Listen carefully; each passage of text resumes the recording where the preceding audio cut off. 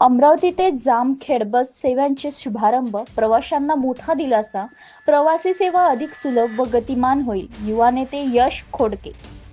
प्रवाशांच्या सोयीसाठी महत्त्वपूर्ण ठरणाऱ्या अमरावती ते जामखेड या नव्या एसटी बस सेवेचे शुभारंभ आज अमरावती मध्यवर्ती बस स्थानक येथे युवा नेते श्री यश सुलभा संजय खोडके यांच्या हस्ते करण्यात आला.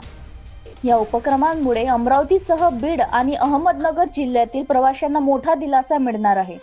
बहुजन हिताय बहुजन सुखाय हे ब्रीद डोळ्यांसमोर ठेवून कार्यरत असलेल्या महाराष्ट्र राज्य परिवहन मंडळाच्या सेवेत सातत्याने सुधारणा होत असून ही नवीन बस सेवा प्रवासी सेवा अधिक सुलभ, गतिमान आणि आरामदायी करण्याच्या दिशेने महत्त्वाचा पाऊल ठरणार असल्याचे प्रतिपादन श्री खोडके यांनी यावेळी केले. कार्यक्रमास विभागीय नियंत्रण सचिन डफडे तसेच बडनेरा आगार व्यवस्थापन पवन देशमुख उपस्थित होते. यावेळी बसचे चालक व वाहन यांच्या मान्यवरांच्या हस्ते सन्मान करण्यात आला.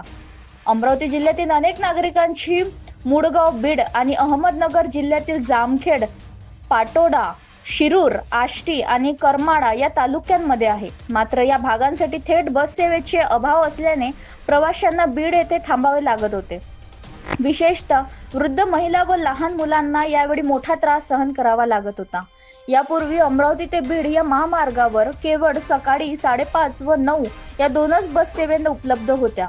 या बसमध्ये विलंब किंवा बिघाड झाल्यास प्रवाशांना बीड येथून अडकून राहावे लागायचे.